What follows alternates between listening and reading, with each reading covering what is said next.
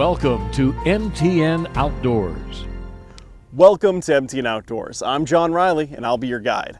On this episode, we'll learn more about how bird flu is still impacting our wild bird populations, learn about a new advanced tram that went up at Big Sky, and see how researchers are finding new ways to deal with weeds. I'm just going through some of my 2023 resolutions to, see how I did this year. Okay, well, that's just about as disappointing as the amount of snowfall we've gotten this year. And that lack of snowfall is affecting more than just our ski hills. It's also affecting our bears, as MTN's Jackie Coffin reports.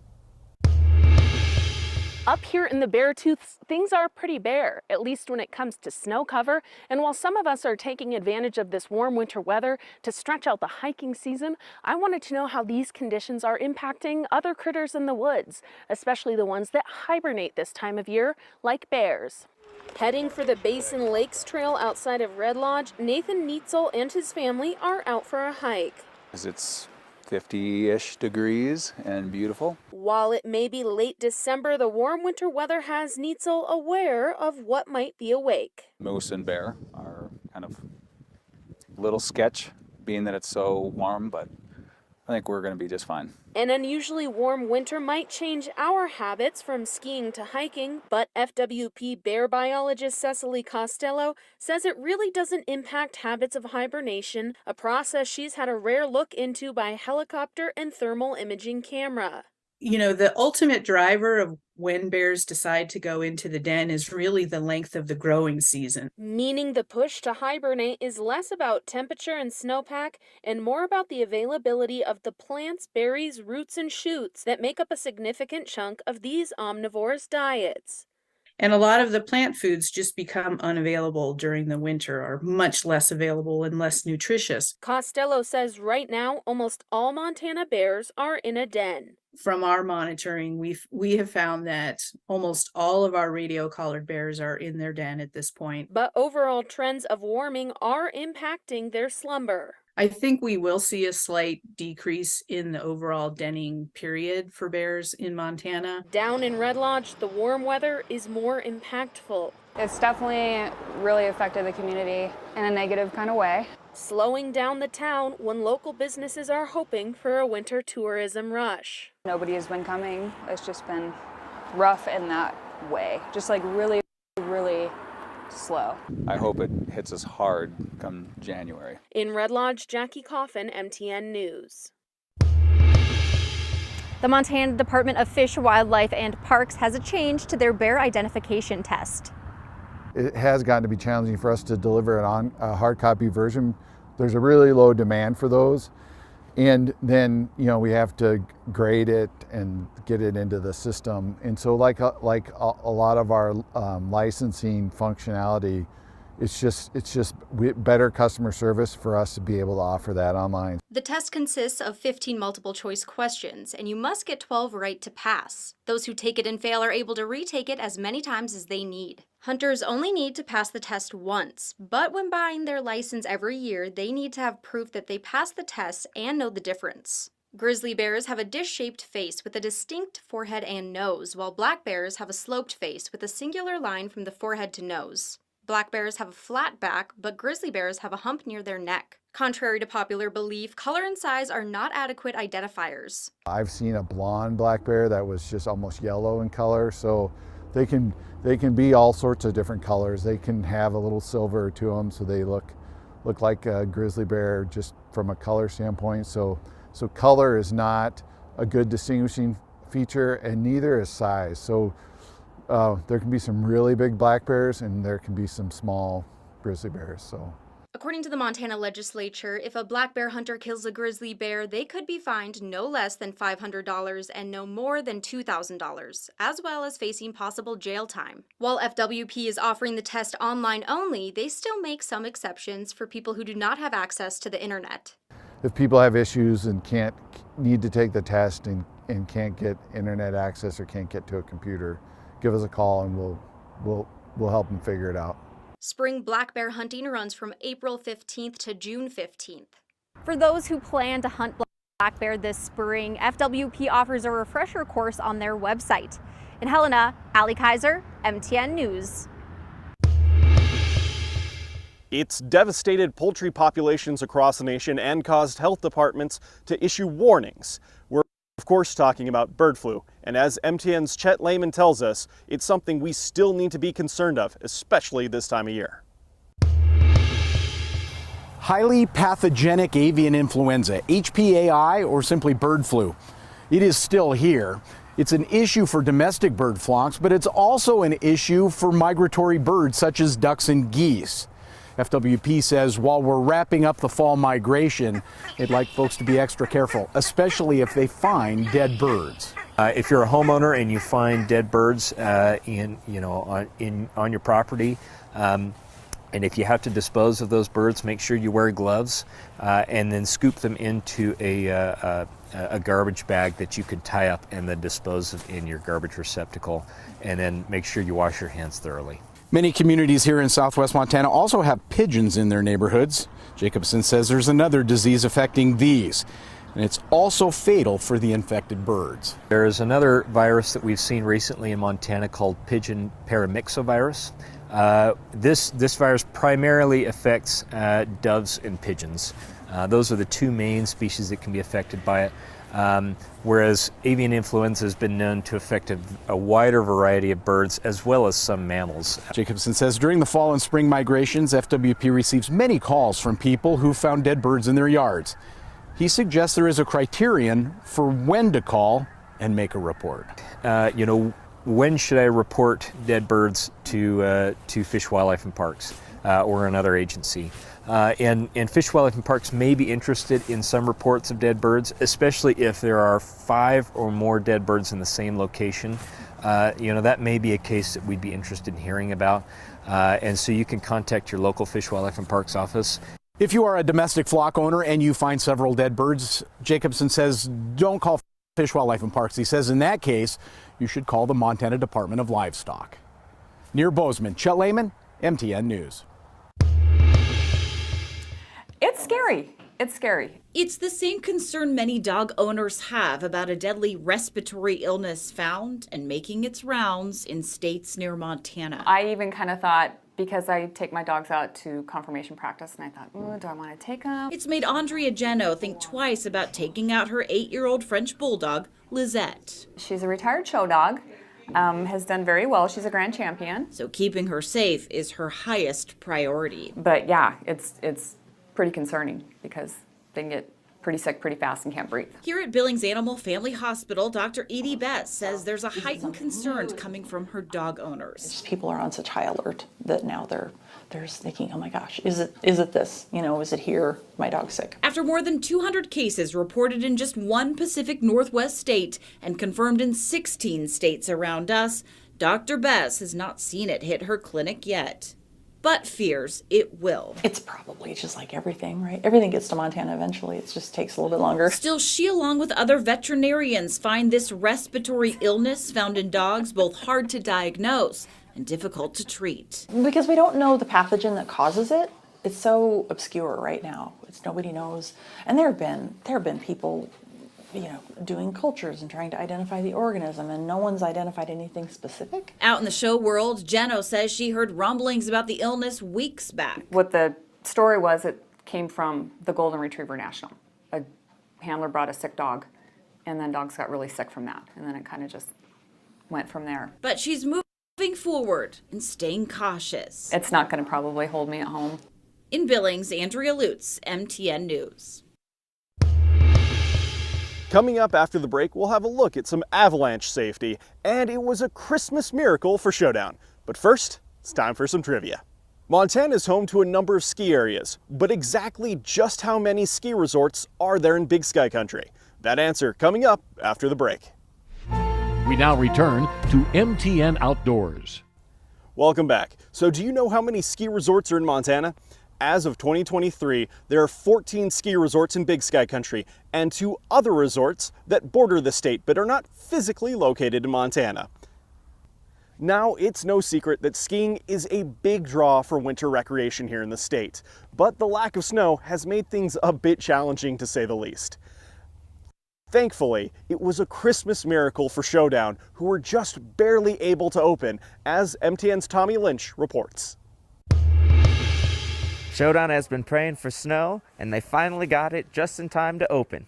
Opening day, we couldn't have asked for a better day. We've had 5 inches of new snow since last night. It is just exactly what we needed, and we are so excited. Spirits were high as Showdown Montana was finally able to welcome skiers into the 2023-2024 season on December 23rd. Opening day came with 5 inches of snow and a crowd of skiers and snowboarders ready to hit the slopes. We've had a great day, a great turnout, and people are so excited to be up here with the new snow. Although this is not the latest season in Showdown's history, they are still ready to make up for lost time, being open every day except Christmas through January 1st with fun events for everyone. On New Year's Eve, we have a really fun event, our Torchlight Parade and Fireworks. That is open to the public. It is out here on the main deck after the skiing is closed. It's a big torchlight run down the hollow, and it starts when it gets dark, like 5:30, I think, and we have food and drink specials, live music. It's a really family-friendly, fun event. Of course, opening day would mean nothing without the hundreds of patrons who came out to ski and show their support to the local mountain. People have been so kind, and they have been so excited to get up here and so supportive, and we just really feel like our locals have really taken care of us, and we felt the love. The Showdown team is happy to be back on schedule for a successful 2023-2024 ski season. At Showdown, I'm Tommy Lynch, MTN News. The new Lone Peak Tram is finally open, and I'm skiing my way to a first look at this milestone for Big Sky Resort. We're here to celebrate the historic new tram opening. Hundreds of skiers and snowboarders lined up to be some of the first riders on the new tram after speeches and a ribbon-cutting ceremony. I do like the idea that it's bigger and newer. This new tram is the first one built in the United States since Jackson Hole built theirs in 2008. The old tram installed 28 years ago only held 15 people, while these new cabins can hold more than 70 while traveling twice as fast as the fastest lifts in Big Sky. Taylor Middleton began his career at Big Sky Resort 42 years ago and now serves as president and COO. He's been lucky enough to have seen the construction of 2 trams in Big Sky. Big Sky has been working its way toward a position of one of the best ski areas in the United States and North America and the world for many years. What does this tram mean? It positions us as one of those resorts, certainly. But the Lone Peak Tram is just the beginning. A gondola will be added for non-skiers and summer activities as well. And the gondola will terminate right here at this tram, so a pedestrian can go all the way from the parking lot in the village where their car is to here to the top of Lone Peak without skis. President and CEO of Boeing Resorts, Stephen Kircher, says these new additions to the resort are just a taste of what's to come. It's the backbone of the future of Big Sky. The next decade or two are going to be as transformational as the last 3 or 4 have been. For someone who's been a part of the Big Sky Resort community for as long as Middleton, the new Lone Peak Tram is a landmark. Today it's as much fun as my wedding day.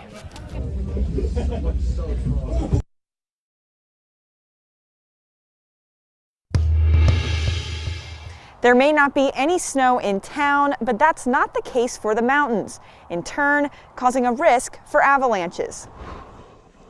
If there's enough snow to ski or ride, there's enough snow to slide. Gallatin National Forest Avalanche Center's Alex Marienthal says there is enough snow high enough in the mountains for avalanches to occur. The snow that is there got really weak prior to the last storm, and then that last storm created a slab on top of that weak snow and made things unstable. He says this year, the amount of avalanches fall within the yearly average, with about 30 to 40 so far this season. One avalanche that stands out, a mountain goat, triggering a slide in Big Sky. That one in particular is interesting because it shows the snowpack's quite unstable if a herd of goats or one goat's gonna punch through and trigger something that big. How do you know you're at risk getting caught in an avalanche? Mary Anthal says it has a lot to do with snow texture. If you see recent avalanches or if the snowpack collapses and whumps underneath you when you're walking around, that's a sign that things are unstable. It gets sugary and non-cohesive, so you can't really make a snowball out of it, and it can't hold the weight of future storms very well. And if you're headed out into the backcountry, you should always check the Gallatin National Forest Avalanche Center's forecast. We'll tell you what the danger is and give a description of where to especially be cautious of. In Bozeman, Kristen Merkel, MTN News. Coming up after the break, we meet some therapy horses and learn more about how researchers in Bozeman are looking at new ways to deal with weeds.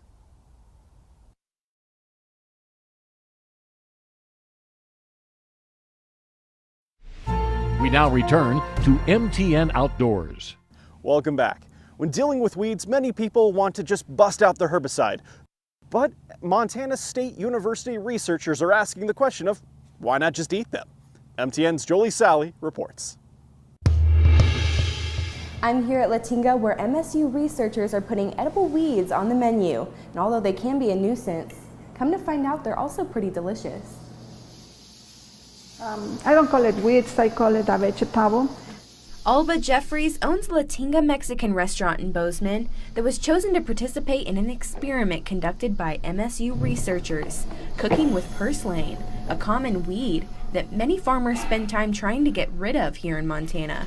But where Alba is from, they just eat it. I'm from Mexico City, and over there at least once a week we eat that vegetable. You can buy it any store, any market in Mexico City. Agroecologist and professor in MSU's Department of Health and Human Development, Roland Ebel, wants to make that the case here, too. Most farmers don't know which precious plants actually are growing on their farms as weeds, and we want to educate them on that. Ebel says establishing a market for edible weeds like purslane would create new revenue streams for farmers. But it's also going to benefit consumers, of course, here by diversifying our diets here in Montana. Ebel and his team's experiment took place on December 15th through the 16th at Latinga, where customers were served 2 different dishes containing purslane. Oh, I got very, very excited. It took me back to my childhood because we grew up with that. It tastes a little bit citrusy and it's very delicious. It's very fresh. Ebel says the results from their survey shows over 80% of customers that day thought the same thing. Which I find amazing. But Ebel and the rest of his team's work is far from over. In the future, they plan on partnering with other Bozeman restaurants to expand their studies on purslane and other edible weeds. But to Alba, they're just vegetables, and she plans to keep these dishes containing purslane on the menu at Latinga. Yes, absolutely yes. In Bozeman, Jolie Salee, MTN News. Jennifer Shields started her Top Equine Services here in Stanford, Montana over 5 years ago and has since taken her therapy services the extra mile. Top Equine Services is an AccuScope MyPulse rehab facility and mobile services we offer. We also do some nutritional consulting for rehab purposes. Jennifer, along with her husband and children, created this family-run business to better the health and quality of life for all horses. We take in all kinds of injured horses, whether they're performance horses or just a backyard ranch horse. And the AccuScope therapy is FDA approved to heal things 50% faster than their body naturally can using electrical therapy. So it's just really cool because we get diagnosis from the vets and then we work towards rehabilitation. A lot of my horses come from performance backgrounds, so I just finished National Finals Rodeo and those old horses are all been in rehab and successfully went back to work, and so that's the fun part about what I do. They have several success stories from over the years, including healing horses that were initially given a diagnosis of needing to be put down, but made almost a full recovery with Top Equine's rehab services. With the therapy that we use, the AccuScope and MyPulse therapy system, it's one of the coolest modalities and best modalities out there for therapy because it allows the body to heal and it just makes the body work the very best that it can. Jennifer said plans to open a trade school based on this equine therapy system are in the works. I love teaching younger generations, and I do a lot with the 4-H and younger kids. I love to teach them about different opportunities in the horse industry. This is a billion-dollar industry, the rehab industry in the equine world.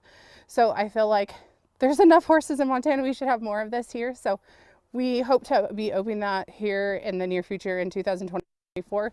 To learn more about what they're doing here at Top Equine Services, you can visit our website. In Stanford, I'm McKenna Holman, MTN News. A retired Great Falls woman spends most of her days tinkering around her house. That is, until she hears the whoop of the helicopters. MTN's Ryan Gamboa has more on how the little things in life can brighten someone's day.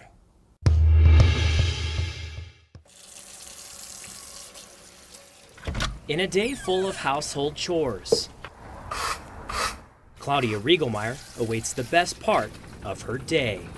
The boys are coming. And it's a race to the back door. The boys are coming. The boys are coming. Come on, boys. Let's go. It's the boys. They're the motors. I hear them coming. Let's go. Hurry up. Oh, boy. Let's go see. They just seemed like they were pretty close. You know, they're over there, but then they come over here and they circle. And I thought, I'm just going to take a chance and wave at them. That chance turned into an everyday ritual, and it's one that made her think she's a bit off the wall. Well, I mean, really. Here's this old woman waving to these helicopters up here. Like my husband said, do you know how old you are waving to? I said, well, they might have mothers and grandmothers, and I just wanted to do it. Her neighbors followed suit, and a phone call to the base to deliver sweets for the pilots turned into a moment that she'll never forget. I just wanted to do something for them, and before you know it, a personal invitation to visit the 40th Helicopter Squadron. But I was hoping there were some girl pilots too. Good. There's enough boys. An exhilarating embrace with the guardian angels wafting above her home. Oh, I like it. It makes me feel like you guys are watching over Montana. Yeah. We do our very best to do that. I know. I talked to my son last night and he goes, I said, are you sure this isn't too crazy? He goes, no, I think it's nice. I said, okay. I never thought I'd be here, but it's pretty interesting. And there is female pilots, yes. So that's good. One small gesture for an admirer down below. Well, that's going to do it for this week's episode of MTN Outdoors. Thank you so much for joining us this year. And I propose a toast. May next year the slopes be full of powder, may your freezer be full of meats, and may there always be a fish on the line.